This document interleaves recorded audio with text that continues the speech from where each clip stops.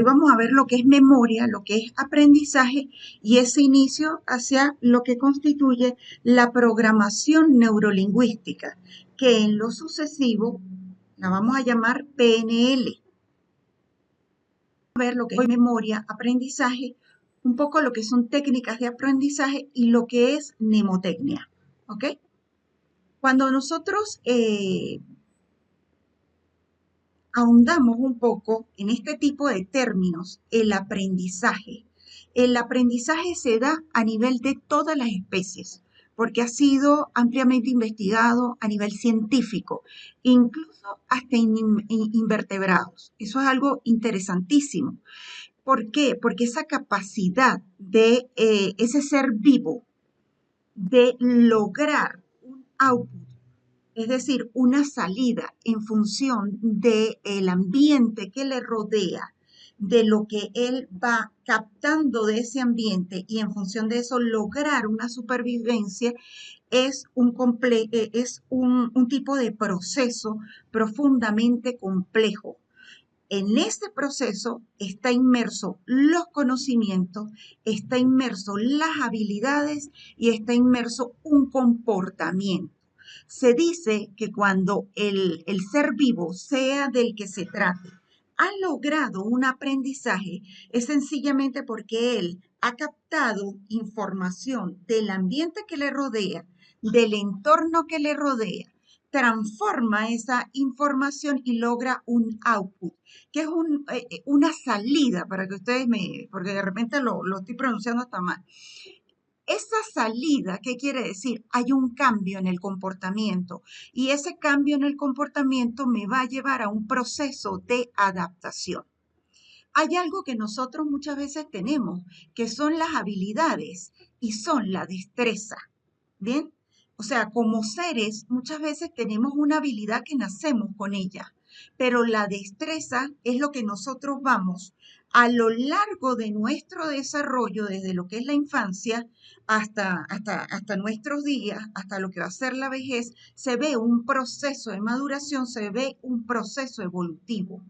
Entonces, allí donde ese tipo de habilidad tiende a depurarse y ese tipo de habilidad tiende a limpiarse.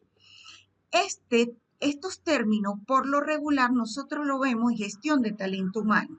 Nosotros vemos el conocimiento y el conocimiento como una base incluso de definición de la administración, porque muchas veces partimos de que el conocimiento lo tenemos desde el punto de vista individual, pero con el proceso de la administración nosotros logramos capacidades de forma general, social, dentro de la organización. Y esto es bien interesante porque ahí vemos lo que es la evolución del individuo. Ahora bien, el aprendizaje implica unos niveles, implica una evolución. Y el aprendizaje no se va a manifestar de la misma manera en un individuo. De hecho, en nosotros como seres humanos tiende a manifestarse de una manera muy diferente. Yo les decía a ustedes en la clase pasada, cada uno de ustedes manifiesta una forma de cómo percibe la realidad. Y cada uno de ustedes, en función de su estructura cognitiva, entonces va a tender a transformar ese, todo lo que ve, todo lo que percibe en el ambiente.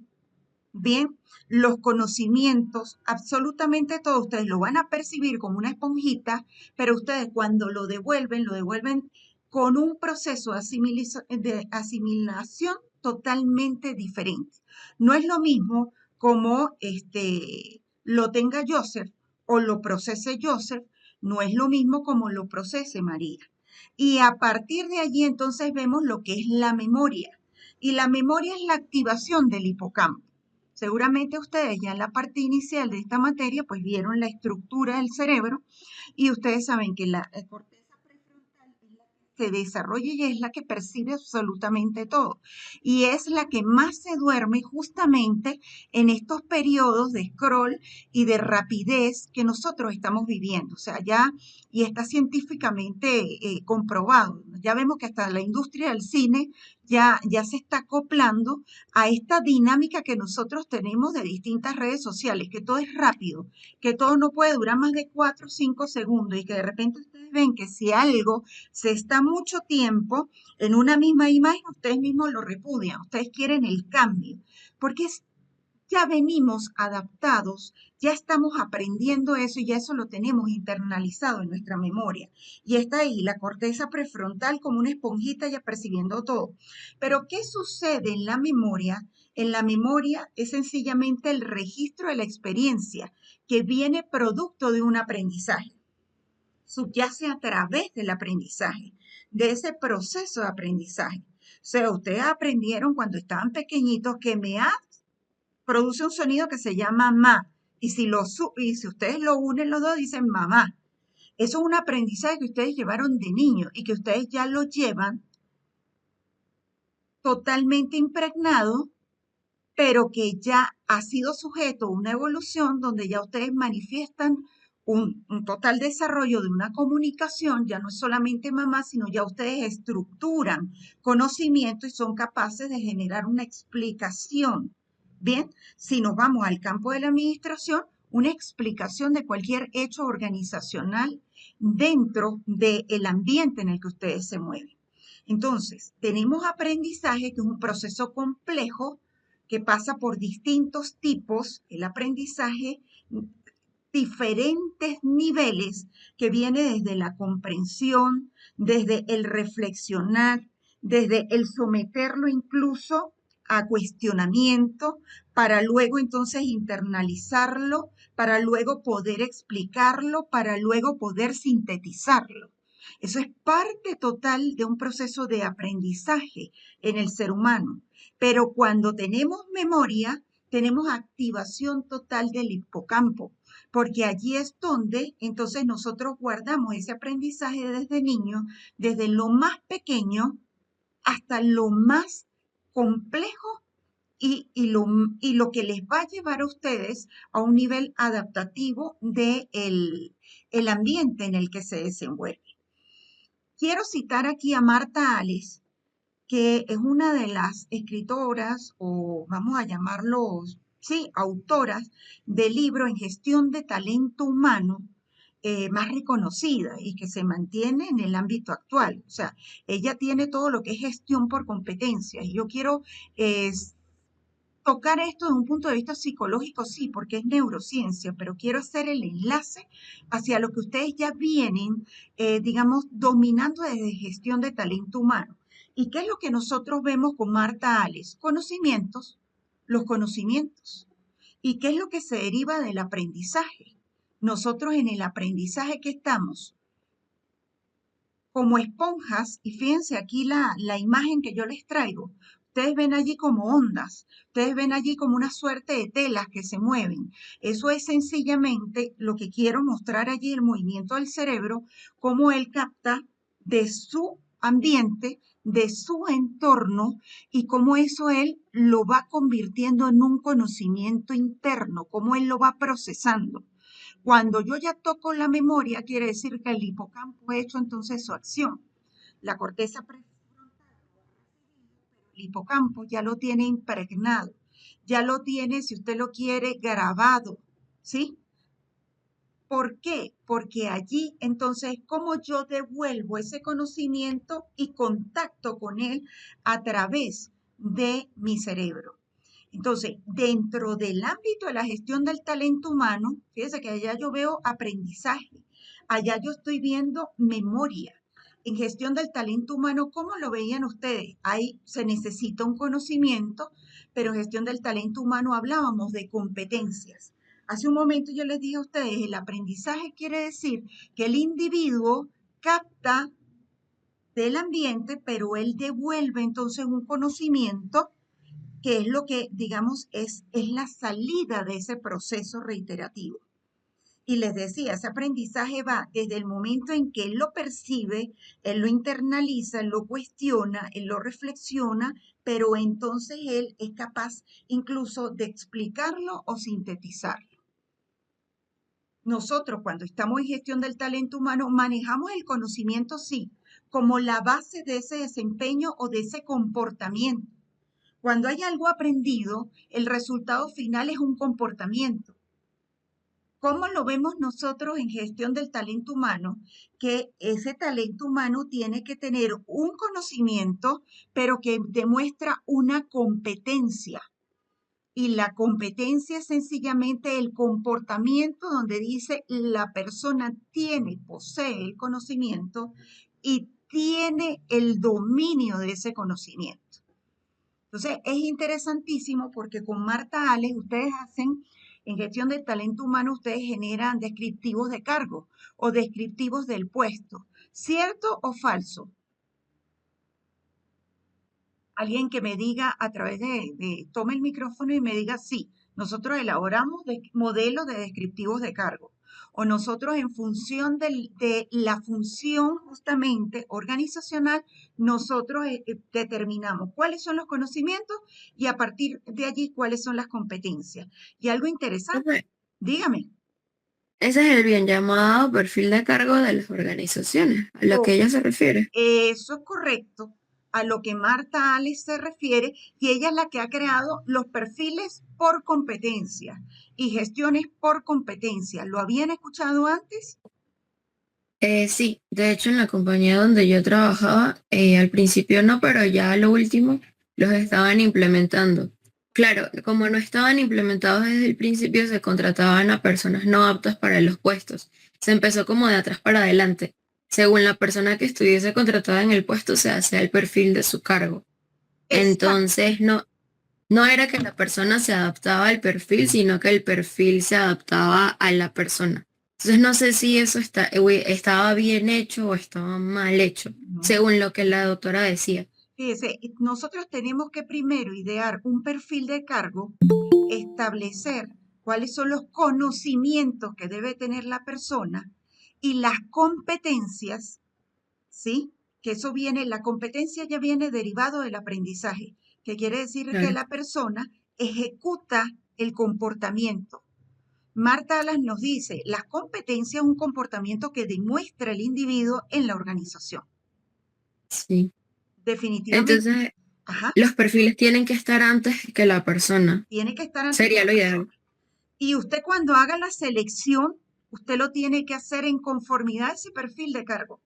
Si usted lo Ujú, está haciendo después, le va a llevar un proceso largo. No es que no lo consiga, es que muchas veces las dinámicas organizacionales me piden que la persona ya tenga el conocimiento.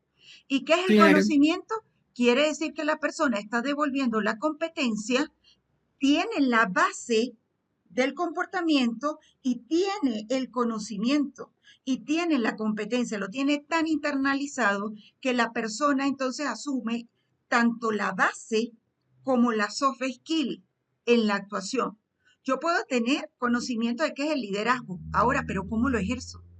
Cuando ustedes Claro. ven, la licenciada, la gerente, a ella se mueve de esta manera y ella logra en nosotros esto de esta forma. Entonces, el cómo ella lo lleva a cabo, esas son las competencias, ¿sí? Ujú, Porque esa persona está demostrando un liderazgo de carácter transformacional, felicaz. Entonces, allí donde, ella tiene el conocimiento, pero ella logra la competencia. Y eso es lo que nosotros estamos entendiendo aquí. O sea, cómo yo aprendo y cómo yo lo memorizo para poder luego entonces manifestar eso de cuerpo presente en una organización. Tenemos que entender claro. algo, todos los seres humanos son diferentes.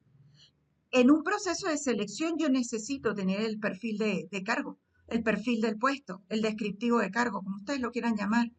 Yo necesito tener las competencias que tiene la persona y yo necesito tener, o sea, qué tipo de conocimiento debe dominar la persona, porque si yo no tengo eso, ¿cómo estructuro una entrevista para la selección? Entonces, gestión de talento humano debe estar muy enfocado en esto. Y esto es una de las ventajas muy grandes que les ofrece a ustedes esta materia. ¿Por qué? Porque aquí ustedes están internalizando, están asimilando y están reflexionando. Fíjate lo que tú me dijiste, ¿qué es primero? No, yo tengo que tener el descriptivo. Yo tengo que saber cuáles son las funciones que integran mi empresa, mi organización. Yo tengo que tener un pensamiento estratégico.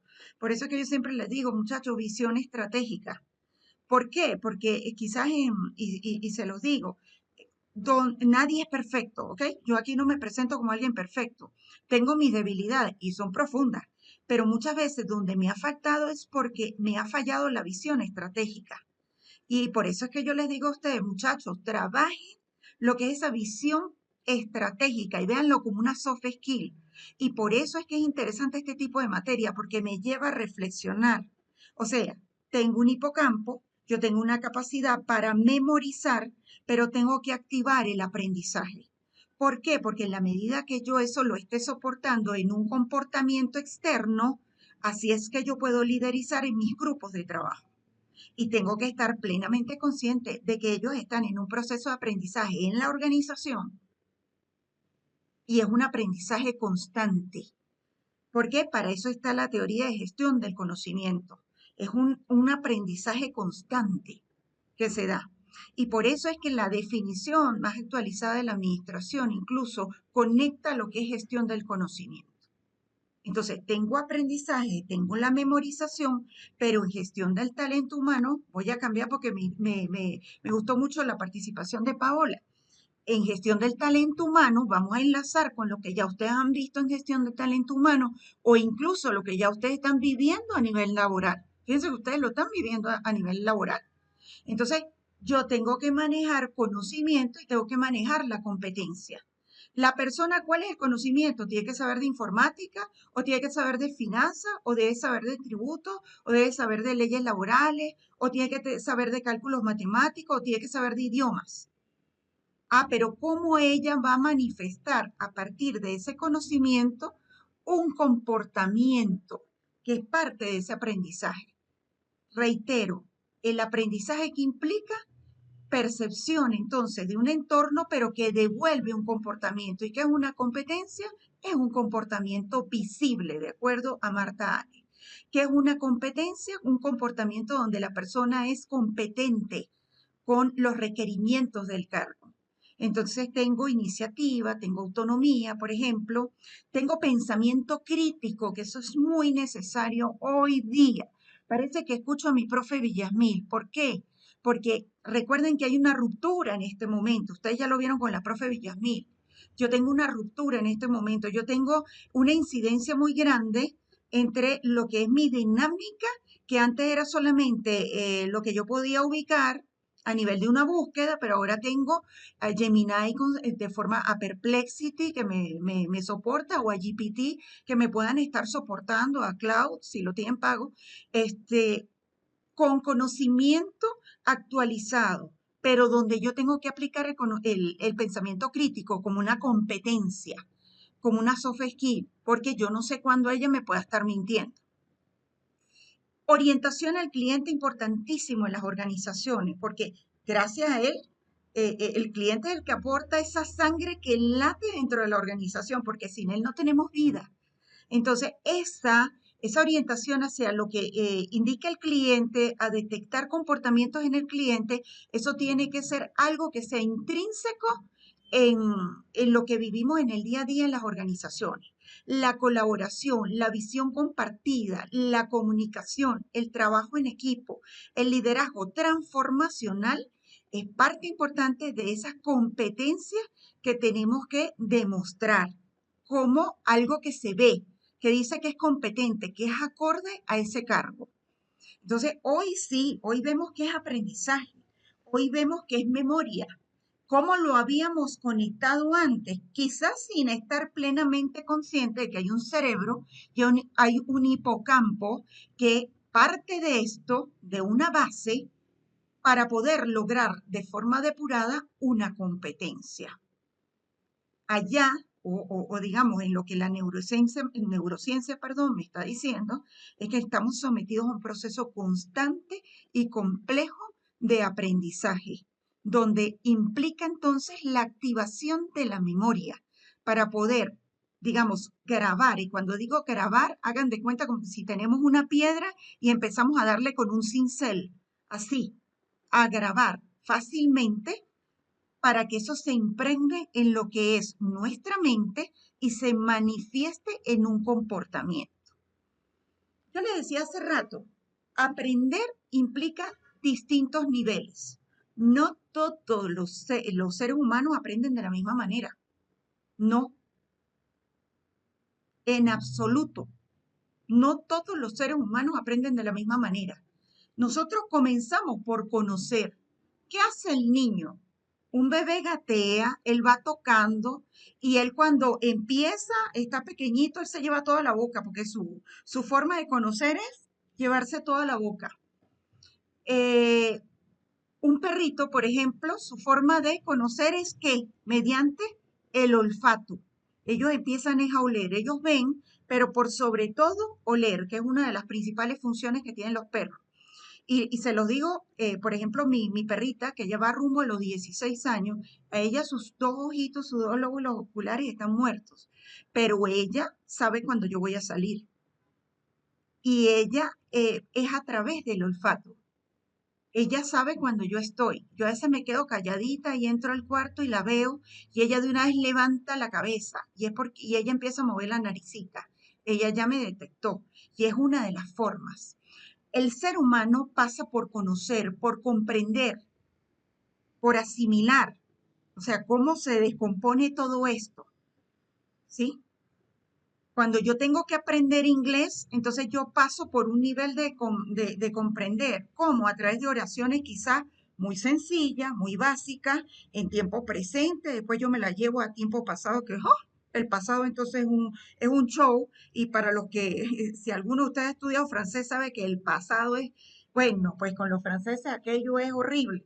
Bueno, pero pasa por un momento de comprensión, luego lo aplica, luego lo dice, empieza entonces por a activar esa memoria, porque entonces ahí vamos no solamente de la comprensión a un nivel cognitivo, sino que la persona lo empieza a aplicar, es decir, empieza a expresar de forma verbal esas oraciones sencillas, esas oraciones, y la empieza, y entonces, la única forma de que la persona empiece a aplicar el idioma, el conocimiento del idioma.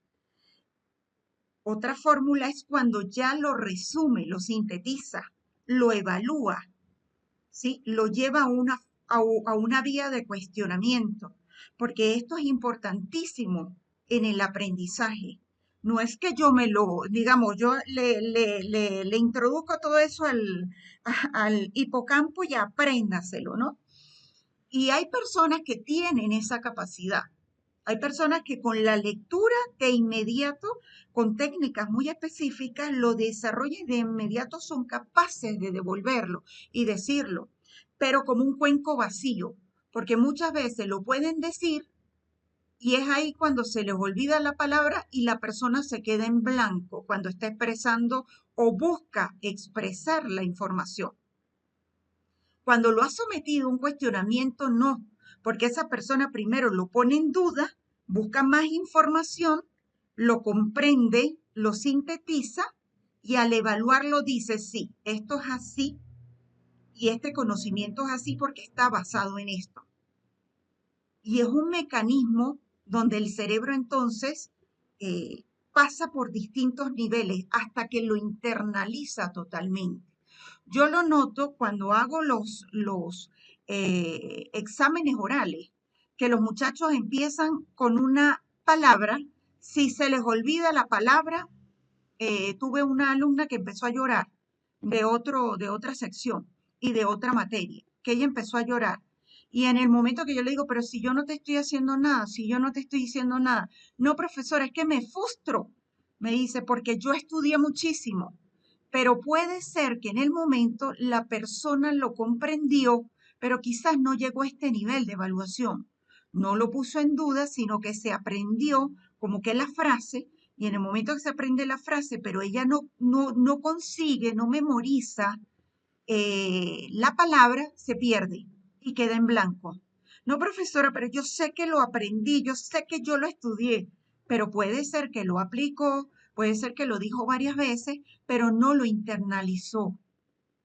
Al perderse el término, perdió toda la conexión neuronal, entonces no lo halla. Entonces queda como Gemini cuando uno le está pulsando la respuesta y ella no la devuelve. Tarda mucho y dice, no, se perdió la conexión con el servidor. Pasa algo así en nosotros. Por eso, para poder decir que nosotros aprendimos algo, es porque lo llevamos quizás en esa trilogía que aprendemos de la administración. Está el conocimiento, yo lo internalizo y el cómo lo aplico. Al aplicarlo quiere decir que ya eso ha pasado por un nivel de reflexión, de evaluación, y quiere decir que yo lo puedo aterrizar a un nivel pragmático. Nosotros tenemos que entender algo. Nuestros cerebros funcionan de una manera totalmente diferente. La función cognitiva evoluciona con el crecimiento y con el desarrollo del individuo. Los individuos se diferencian totalmente. Puede ser que en un grupo de alumnos yo tenga algunos que tienden a aprender de la misma manera, que tienden a memorizar de la misma forma, pero hay otros que utilizan la función cognitiva de una manera diferente porque su cerebro está estructurado de una manera totalmente diferente. Y ustedes ven aquí este meme. ¿Por qué tú no te comportas como Pedro? Que yo me llamo Juan. Y es que Pedro es Pedro, Juan es Juan. Paola es Paola, Joseph es Joseph. Cada uno va a expresar el conocimiento de acuerdo al entorno que le rodea. Él lo va a procesar, lo va a asimilar, lo va a comprender, lo va a someter a un cuestionamiento, es capaz de sintetizarlo y lo va a devolver de manera diferente, porque eso pasa por todo un proceso complejo del cerebro. Hay algo, y esto es un episteme de Padrón, donde él investiga cómo se hacen los abordajes cognitivos, o sea, cómo la persona lo percibe. Y él dice, la idea subyacente es que a medida que progresa el historial de logros cognitivos, el individuo tiende a identificar aquellos patrones operativos mediante los cuales su función cognitiva rinde más y da mejores éxitos. Esto yo lo voy a dejar aquí porque esto es fundamental en programación neurolingüística. Hay un momento en el que ustedes, a través de la metacognición, ustedes han llegado a un punto en que dice, ¿cómo yo logré el éxito en ese examen de derivadas? ¿Cómo fue que yo logré el éxito en esa matemática 31? ¿Cómo fue que lo logré? Entonces ahí su mente evoca cómo fue su proceso de preparación, cómo fue que lo logró, cómo lo entendió y cuál fue ese punto clave para lograr el éxito. Ahí automáticamente su cerebro se ajusta a ese patrón cognitivo. Ya su cerebro sabe que si usted hace algo por repetición, que si usted hace algo por investigación, que si usted conecta hacia algo que se llama la pasión por hacerlo, sencillamente usted va a devolver un resultado que es de carácter positivo. Pero ya su cerebro dice, lo logro. En consecuencia, ¿qué pasa con el cerebro? Él tiende a privilegiar dichos patrones ante próximos retos cognitivos, situaciones de procesamiento de información o solución de problemas. Por eso es que es importantísimo esta parte, porque entonces yo tengo el aprendizaje, yo tengo la memorización y yo tengo algo que se llama programación neurolingüística, que me va a llevar entonces a conectar con una metacognición, a pensar por encima de lo que yo he logrado, a repensar fuera de la caja y a decir cómo lo logré, cómo lo dimensiono, cómo lo transformo.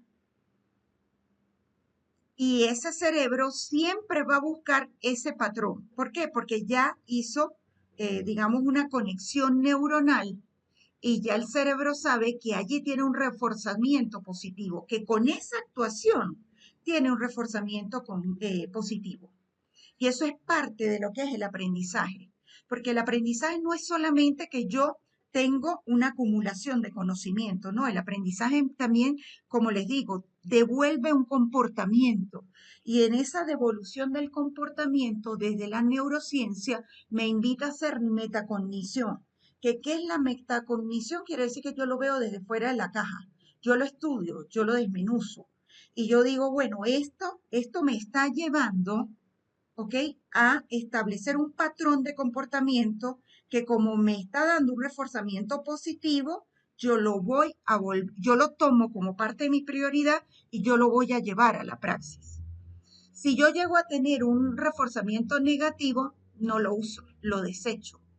Y nuestro hipocampo es tan, pero tan prodigioso que si hay un reforzamiento negativo, automáticamente lo desecha.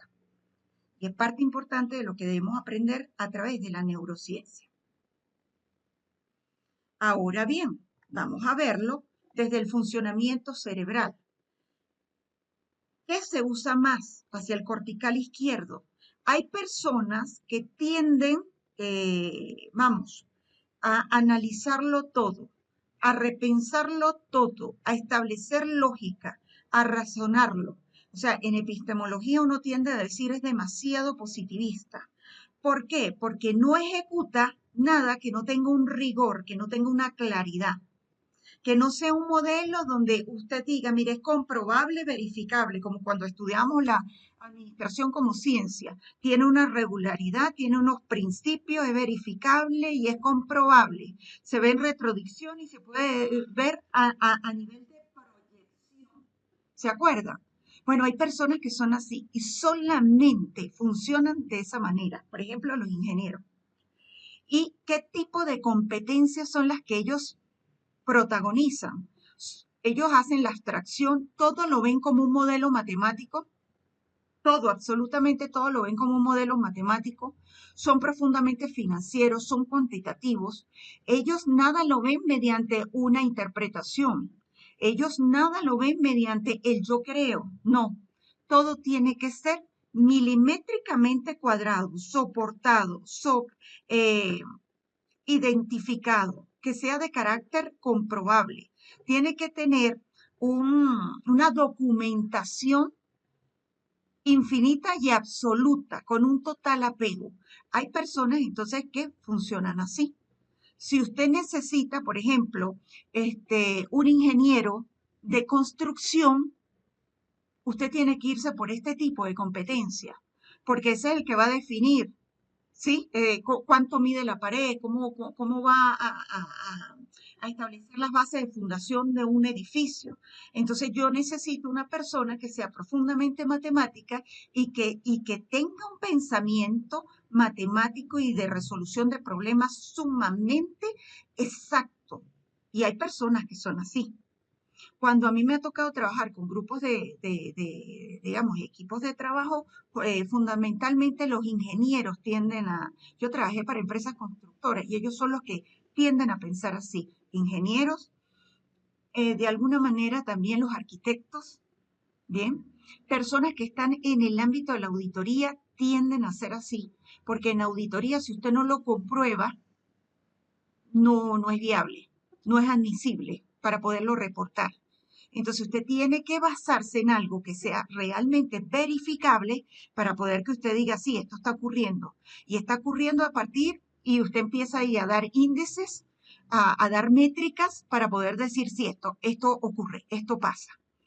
Podemos tener los que utilizan más el lado izquierdo, el límbico izquierdo. Son personas que planifican, que formulan, pero que definen los procesos, los procedimientos. Son personas, por ejemplo, que se saben al dedillo la ley y la llevan a la praxis, pero con total apego a lo que diga la ley.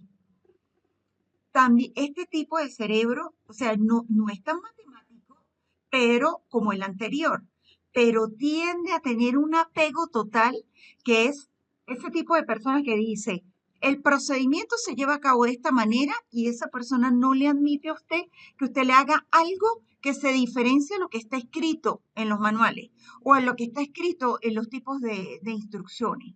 Y son muy metódicos, son personas que si usted les cambia el procedimiento no les gusta. Hace 2 semestres yo tuve un alumno así en pensamiento administrativo. Yo no siempre empiezo una clase de la misma manera. Y entonces él toma como yo inicié la clase en un momento, tiene que ser que en una segunda oportunidad yo la inicié de la misma manera. Y cuando fui a la tercera clase, el muchacho estaba, pero en crisis. Me mira y me dice, profesora, pero usted no inició igual. Usted siempre inicia de esta manera. Y mire, yo aquí estoy esperando que usted me pregunte esto. Ese es el tipo de pensamiento, estructura cognitiva que siente total apego hacia un método, hacia un procedimiento. ¿Qué tipo de competencia se orienta hacia ello? Los administradores. Porque ¿qué tiene que hacer un administrador? Un proceso administrativo. Y tiene que tener total apego a ese proceso administrativo para poder decir, bueno, voy a tener éxito. O sea, me establecí unos objetivos y los voy a controlar, los voy a medir. ¿Sí? La puesta en marcha, lo vemos sobre todo después de la organización y coordinación, conductor de hombres, oradores, trabajadores consagrados. Esto es el tipo digamos, de competencia que se genera en esa estructura cognitiva donde se tiene entonces un total apego a lo que es el procedimiento. He tenido alumnos así. Llegué a tener una alumna que tenía una facilidad, trabajaba en la administración pública, son ideales para la administración pública, porque ellos sí ejecutan el verdadero concepto de lo que es la burocracia, y no la burocracia en un sentido despectivo, ojo, lo que vemos como teoría de la burocracia, donde hay un procedimiento y un esquema escrito y se sigue el procedimiento fiel y exacto a lo que está escrito, a un principio de definición funcional. Entonces hay personas que son así. Luego tenemos los que utilizan el límbico derecho, es decir, integran la experiencia. Bien, se mueven por el principio de placer. Ellos trabajan con los sentimientos, con la pasión. Son los que ustedes dicen, bueno, con ellos es divino trabajar porque ellos siempre buscan el lado positivo y evalúan los comportamientos. Ellos buscan o a través del comportamiento ellos suelen establecer lo que es la enseñanza, el diálogo, ¿bien? La gestión de los equipos. Tiene muy buena expresión oral y escrita, ¿sí? Y está este tipo de personas, les digo algo, ellos escuchan, ellos preguntan y ellos trabajan con mucha pasión, pero hasta que ellos no ven cómo se ejecutan, no lo pueden desarrollar.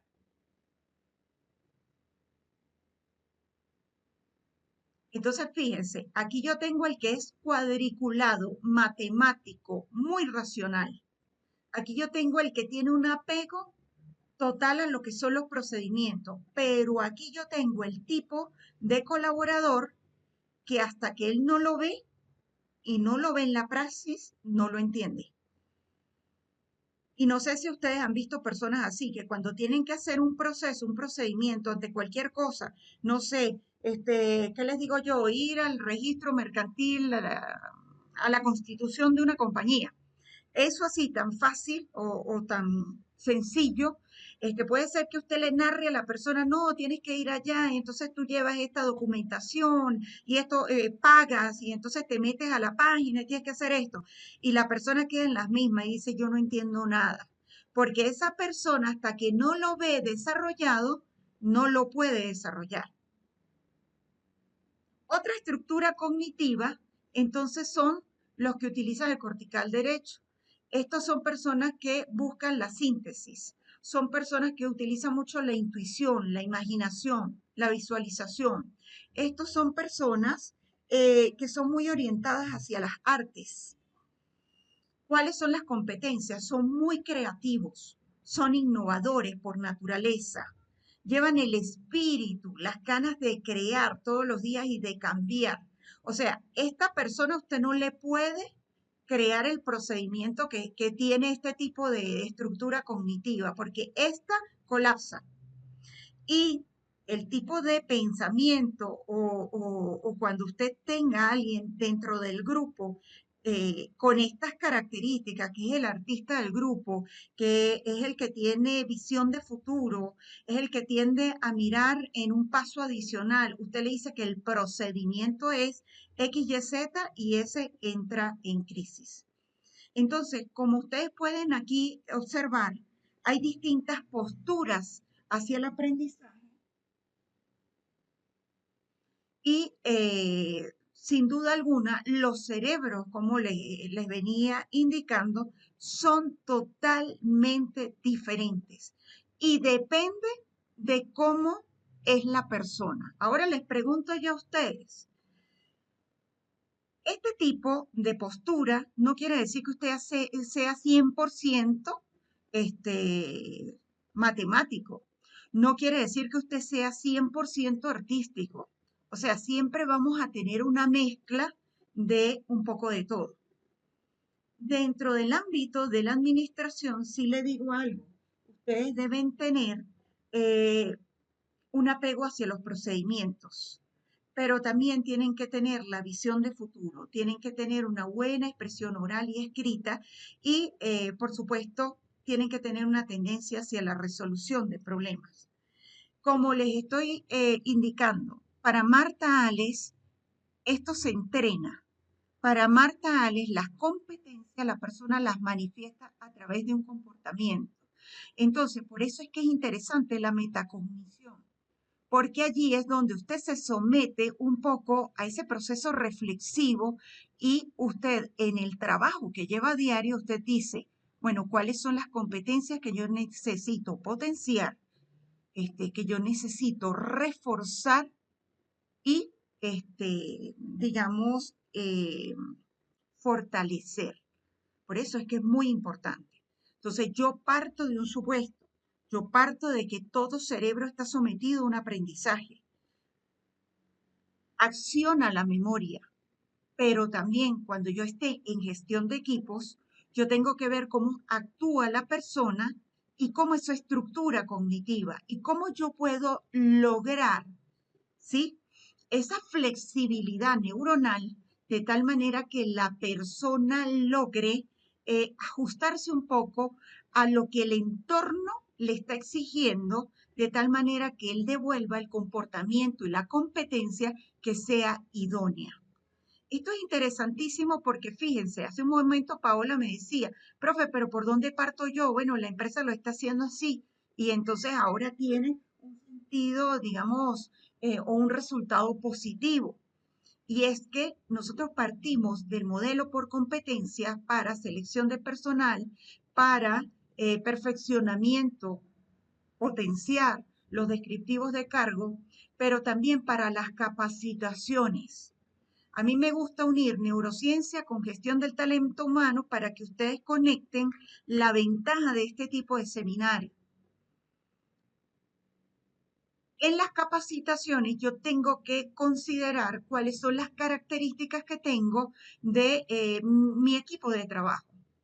Quiénes son más analíticos, quiénes son más positivistas, por así llamarlo, quiénes son más apegados a los procedimientos, quiénes trabajan por pasión y porque les gusta, quiénes tienen ciertas competencias o mayor, digamos, orientación hacia lo que es la enseñanza. No todo el mundo está dado para la enseñanza, tiene que tener la persona primero como ese yo observante de cómo es la persona, de cómo procesa la información la persona y tiene que tener, por supuesto, liderazgo hacia la gestión de equipo. O quién es el artista del grupo, porque siempre vamos a tener el creativo en el grupo. ¿Quién es el que cuando necesitamos innovar y crear algo nuevo, ese es el que va para allá, para marketing? Bien, para todo lo que tenga que ver con tecnología o innovación, porque ese es el que está al día en qué es lo nuevo que sacó Apple, qué es lo nuevo que tiene X marca y cómo lo podemos utilizar en beneficio. Son aspectos que tenemos que considerar en la gestión de nuestros equipos. Una pregunta, y aquí espero que ustedes me respondan. ¿Ha hecho usted alguna vez algo de una manera pero tan bestialmente excelente Aquí el libro de O'Connor, el que yo tengo, él dice, usted ha hecho algo tan elegante y tan efectivo que le cortó la respiración de lo bien que le salió.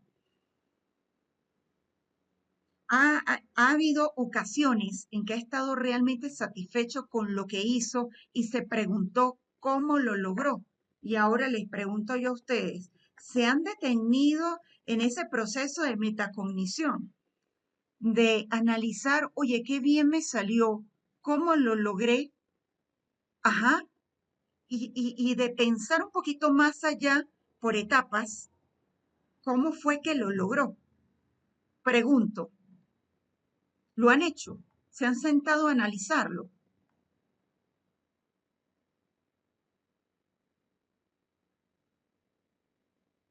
Vamos a ver a Andrea, que es la que tengo aquí en pantalla. Profe, me repite la pregunta, por favor. Okay. Que estaba arreglando una situación aquí. Ok, no es válido. Ustedes vieron ya la metacognición, ¿sí? Sí. ¿Sí? Manita arriba, metacognición. ¿Saben qué es metacognición? Manita arriba, metacognición. ¿Sí? Ajá, ahí tienen una barrita para metacognición. ¿Saben qué es la metacognición? ¿Por qué dice que es un tipo de inteligencia superior? No es mi habilidad para memorizar, ojo. ¿Ok? Porque pueden decir, no, ella es muy inteligente, porque eso se memoriza el libro de hoy para mañana. Sí, pero le preguntas en 2 semanas, ya no se acuerda. Ya el hipocampo obró, ya lo desechó. ¿Sí? Pero en ese proceso de metacognición es cuando nosotros reflexionamos por encima, fuera de la caja, y nos ponemos a analizar, a reflexionar cómo hemos logrado cosas, cómo fue que obtuvimos el éxito. Entonces, mi pregunta es la siguiente. ¿Alguna vez ustedes han hecho algo tan excelente y ustedes se sentaron a pensar cómo lo logré? Y se han sentado por ejemplo, quizás hasta escribir, porque en la escritura, y es algo que nosotros prácticamente estamos erradicando, porque ya no escribimos, ya todo es computador, ya todo es celular, pero ustedes se han sentado en algún momento a decir, bueno, yo logré el objetivo de esta manera. Eso es metacognición, porque usted se está elevando, está reflexionando. Pregunto, ¿lo han hecho en su vida estudiantil? Profe, de forma consciente, la primera vez que lo hice, sí, digamos, desde los inicios, lo hice estando en bachillerato. Me acuerdo que iba un poquito mal y empecé a estudiar y estudiar y estudiar y me apliqué mucho y tenía como 3 exposiciones en la misma semana Ajá. y exámenes orales y salí bien. Y después yo dije, ajá, pero ¿por qué esta vez sí salí bien y las veces anteriores no? ¿Qué había hecho diferente? Entonces Metacognición. vi que no sé, había trabajado con cuestionarios, con otros tipos de apoyo, practiqué la exposición hasta que me haría todo el mundo en la casa, cosas así. Pero lo hice después de que terminé las evaluaciones. Y Excelente. lo terminé de aplicar el resto del lapso. Eso es, Y bueno, eso es metacognición. O sea, usted se sometió en algún momento a decir, ¿cómo lo logré? Y eso le lleva ya a estructurarse como individuo. Bueno, para lograr el éxito en algo tengo que actuar así. Tengo que emular algunas preguntas, o si no, tengo que irme hacia el aprendizaje comportamental, porque tengo que depurar, practicar. Y ahí hacia donde nosotros tenemos la habilidad, pero ¿cómo logro la destreza? Eso que hizo Andrea. Andrea tiene la habilidad, ella tiene muy buena expresión oral. El día que yo la vi exponerme el trabajo de auditoría, yo vi una auditora. Ella dio el fundamento completo de un proceso productivo y me dio las métricas del proceso productivo que por ella salió bien todo el grupo, en absoluto, porque yo cuando la vi hablar, vi a una auditora de KPMG. Que por cierto, yo les decía a los muchachos de auditoría, es que yo tuve un grupo que me elevó, me emocionó, y me estaba refiriendo a Andrea, ahí la tenemos, me estaba refiriendo a Andrea. ¿Por qué? Porque en ese momento ella habló con una propiedad, Pero fíjense lo que dice Andrea, lo practiqué tantas veces que maría a todo el mundo en mi casa. Y hay un aprendizaje, porque ella lo comprendió, lo internalizó, lo reflexionó, lo practicó, lo sintetizó y lo devolvió en un comportamiento. Ahí hay un aprendizaje. Y ahí está operando, obviamente, la memoria, pero hay una práctica constante. Dime, Andrea. Otro momento fue, ahorita que lo dice, profe, cuando uno hace las cosas y lo conoce todo desde cero y se sumerge en el tema en el tema que vaya a trabajar, pues uno tiene esa destreza y la va desarrollando también. Yo soy egresada del TCU de Gestión de la Gastronomía de la facultad Ajá. y en el momento en el que a mí me tocó hacer mi defensa de pasantías, la computadora se quedó pegada, se estancó. Y teníamos el tiempo preciso, yo llevaba el tiempo, íbamos atrasados y yo me quedo esperando que arreglen la computadora, aquí no hacemos nada. Y yo empecé mi defensa sin computadora. Cuando terminaron de arreglar la computadora, yo ya había hecho la defensa, todos los profesores se quedaron locos, porque fui pasando después, pasé lámina por lámina a ver si me faltaba algo, y los profesores quedaron locos de que había hecho la presentación según la estructura que tenía. Fantástico. Pero Quiere decir que hay un poder de memorización. eso y que a veces uno también consigue conectores para poder mantener el hilo y para poder mantener el dominio del tema y del público, de la Y audiencia. algo que a partir de este momento vamos a entender que es la programación neurolingüística. La programación neurolingüística tiene tres elementos fundamentales: las palabras, los pensamientos y me lleva a la conducta. Fíjense lo que dice programación neurolingüística. Yo voy a hacer aquí un inciso. Hay autores, sobre todo en el ámbito de la psicología, que ellos hacen, oye, la aseveración, que este tipo de técnicas se utiliza en el coaching, se utiliza en gran medida, incluso para afinar comportamientos, para mejora del comportamiento, para potenciar liderazgo, para generar grandes beneficios en la persona, mejora de la comunicación, proceso de negociación. Sin embargo, hay fuentes especializadas que dicen esto es una pseudociencia. No tiene suficiente, y nos vamos a aquellos conceptos básicos que teníamos de la administración como ciencia, porque no tiene suficiente aplicación a nivel de casos clínicos y por lo tanto no hay una recopilación de evidencia que diga sí, perfectamente, digamos, es verificable. Sin embargo, fíjense desde dónde viene. Esto viene de la década de los 70, ya va a tener sus 50 añitos allí. Entonces, la programación neurolingüística es un enfoque que viene de John Grinder y de Richard Bandler. Me cuesta un poquito porque ustedes saben que el inglés apache que yo tengo, me llevo con él de una manera así cariñosa, ¿no? Bueno, estos dos señores crearon estos mecanismos para poder entonces generar un beneficio en el comportamiento. El objetivo de la programación neurolingüística no es otro sino estudiar entonces cómo las personas exitosas piensan, se comunican y actúan para identificar entonces los patrones que puedan ser aprendidos para otros. Es decir, fíjense el planteamiento que ellos establecieron al principio. ¿Qué es lo que he hecho también al que yo le pueda aplicar esa metacognición, yo lo pueda analizar y diga, bueno, si hago esto, obtengo un reforzamiento positivo y por lo tanto yo obtengo el éxito?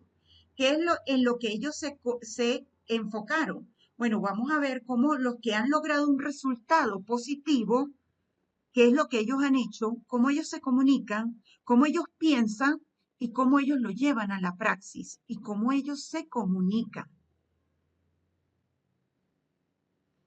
Programación neurolingüística. En lo sucesivo podemos decir PNL. ¿Sí? En lo sucesivo lo vamos a mencionar así, PNL. Esto quiere decir que hay patrones neuronales, hay patrones de conducta. ¿Qué fue lo que dijimos hace un momento?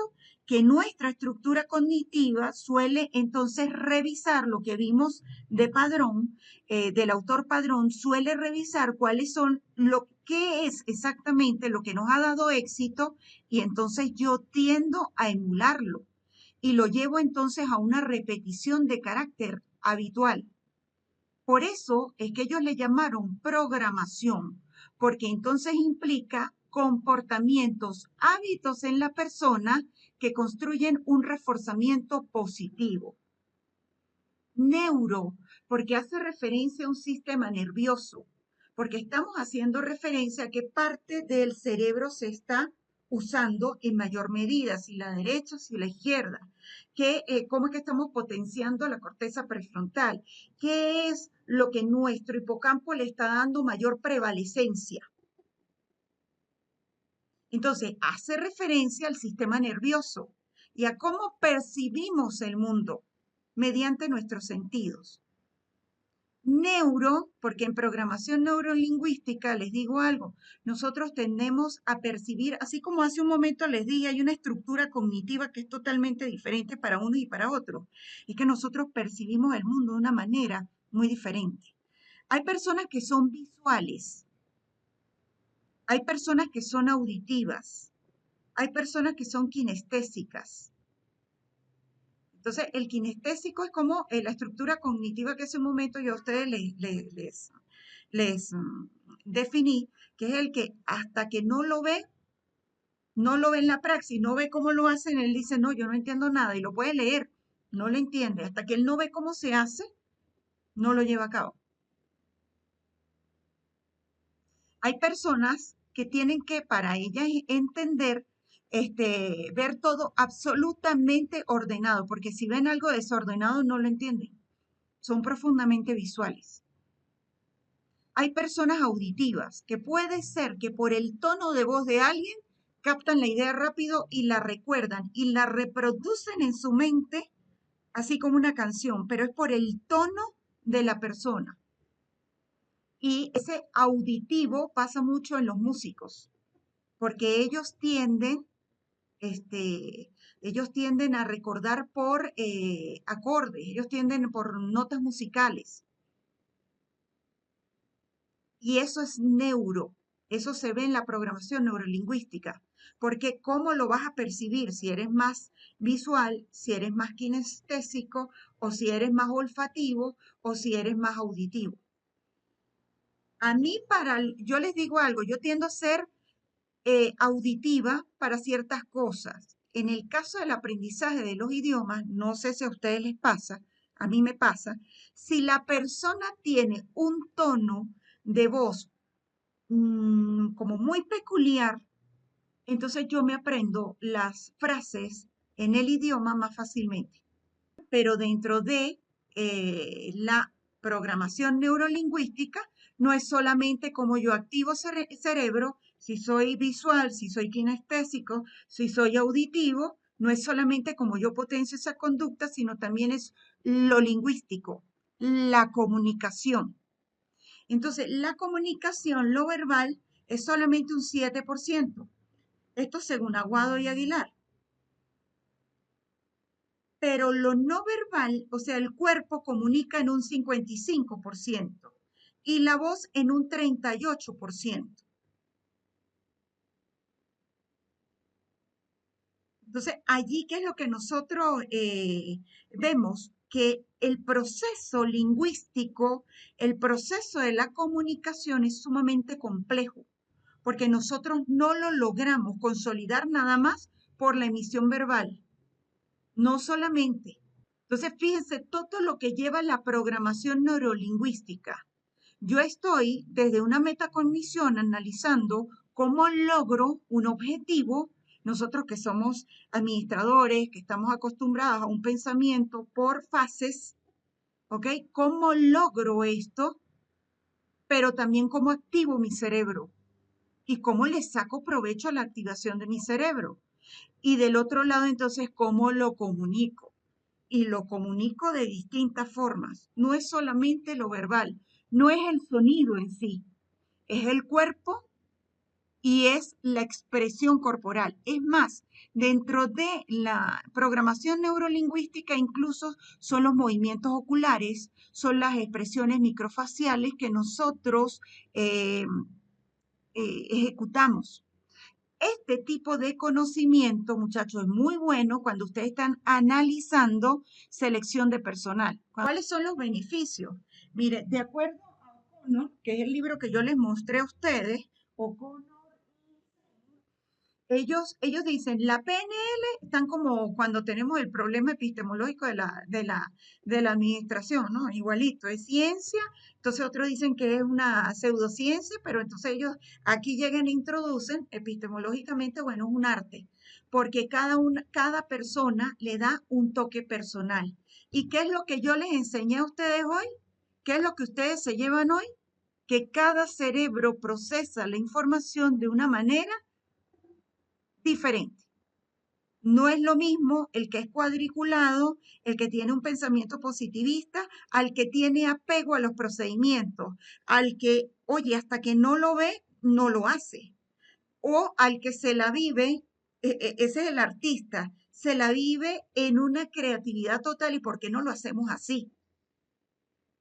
Entonces, es una ciencia porque hay un proceso, hay unos modelos que se establecen. O sea, cuando yo estoy estudiando qué fue lo que hice, cómo lo logré, estoy estableciendo un modelado para la actuación y el comportamiento. ¿Bien? Entonces, ese proceso de modelado me lleva al establecimiento de un modelo de actuación, me lleva al establecimiento de habilidades y a identificar entonces competencias. Por eso es que aquí vemos todos los beneficios que nos produce la programación neurolingüística. Tiene un uso cada vez mayor en lo que es educación, por supuesto que sí, en lo que es neurociencia, en lo que es asesoramiento, en consultoría de negocios, en dirimir conflictos, ayuda en gran medida. ¿Por qué en dirimir conflictos? Porque dependiendo como usted le vea la mirada a la persona, usted pasa fácilmente el escáner y usted sabe cómo viene el grupo o la gestión del equipo. Si usted los ve con el ceño arrugado, si usted los ve con una mirada de ave rapaz, usted sabe que se viene a buscar pelea. Pero si usted ve a todos unas miradas conciliatorias, de carácter conciliatorio, ya usted sabe entonces cómo va a accionar. Pero esto lo da la programación neurolingüística, porque ella le invita a usted a activar dependiendo del comportamiento y a analizar el rostro, a analizar las miradas, de ir más allá de las palabras que le están diciendo y en el cómo se las están diciendo. Por eso es que es un modelado. Sí, es el estudio de lo que marca la diferencia entre lo excelente y lo normal. Esa metacognición que ustedes hacen, ese pensar más allá y el cómo lo logro, es una diferencia entre que en una próxima oportunidad usted esté dentro de los renglones excelente hacia lo normal, bueno, sí, lo hizo bien, lo hizo. Ayuda hacia la resolución de conflictos de una manera más efectiva, sí, porque vemos el trasfondo, no solamente el cómo lo dice y cuál es el objeto de lo que dice, también vemos si la persona te está diciendo la verdad, si la persona tiene una segunda intención. Y eso nos lleva entonces a buscar el eje, la raíz de un conflicto y nos ayuda entonces a dar con lo que llamaríamos una posibilidad de solución más rápida. En estas áreas ven a un Cristiano Ronaldo que dice, yo voy a marcar, yo lo voy a lograr. Y en programación neurolingüística dice, di tu nombre, Elba, lo voy a lograr, Elba, lo vas a lograr, Elba, lo estás logrando. Como se aplique el verbo, responde el cerebro.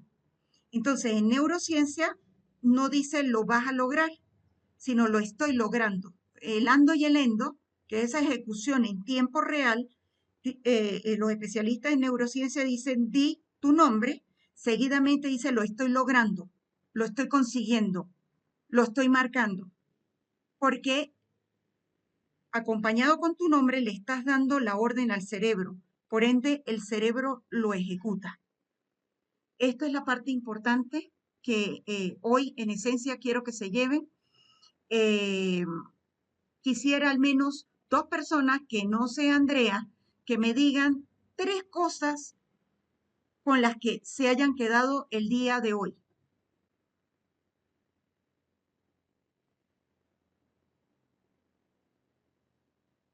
Profe, Buenos días. y buenos días para todos. Bueno, una de las cosas con las que me quedo hoy es que el aprendizaje de cada persona pues, es totalmente diferente. No porque una persona tenga la capacidad tal vez de captar o de aprender, de interpretar y de comprender más fácil algo, no quiere decir que la otra sea mala, ¿no? Sino que, bueno, su capacidad de aprender, de aprendizaje es muy diferente. Otra cosa con la que me quedo hoy es como por el tema de gestión, del talento humano, que, bueno, en toda organización, en toda empresa, debemos tener en cuenta de que debemos tener un perfil de cargo claro, en nuestra organización, para poder tener a las personas correctas que cumplan ese perfil y así poder que alcancen las competencias que estamos buscando dentro de una organización. Si no tenemos los perfiles claros, si no tenemos no buscamos a las personas correctas, puede que no cumplan con las funciones ni cumplan con las competencias que estamos buscando. Y bueno, nada, que debemos tener también una visión estratégica muy clara para poder pues cumplir con todo eso dentro de la organización. Ok. Eso es más o menos lo que... Bueno, profe, acá fue una clase maravillosa, me gustó mucho. Lo que aprendí fue de que como tal es importante de que siempre nosotros estemos en un ámbito social, porque dentro de un ámbito social es donde uno puede directamente aprender. Y eso se ve mucho en las experiencias. Es lo mismo cuando uno a veces tiene lo que son conocimientos o aprendizaje de una persona que tiene más preparación, más experiencia, más sistemas de sincronización con los demás, con los mismos grupos de trabajo. Eso es lo que permite a la persona que directamente pueda tener un enfoque de cómo lo voy a lograr. Y es bueno la metacognición, porque si te das cuenta, la metacognición te permite hacer una evaluación desde antes. Porque principalmente uno ve el por qué fueron las causas de por qué fueron esos resultados. Y tú ya, cuando ya tienes esos conectores y ya sabes directamente a lo que tú te aferras, ya tú estás preparado desde la misma experiencia. En el caso mío, a mí me pasa que yo aprendo de las dos partes. Yo a veces tanto tengo que ver para una persona como igualmente a veces en ocasiones van a haber personas que lamentablemente no voy a yo a adquirir ese mismo conocimiento. Entonces, en ocasiones a veces, como en el video, yo tengo que impulsarme a mí mismo para poder, desde mi propia perspectiva, intentar de hacer lo posible de cómo poder reconstruir esa parte que está totalmente separada. Fantástico, muy bien. Potente también porque él me está diciendo entonces cómo aprendo y cómo aplico la metacognición y cómo yo estoy viendo cómo ocurren y el resultado final. Entonces, fantástico, muchachos, grandioso. Bueno, profe, hasta luego. Continuamos el miércoles.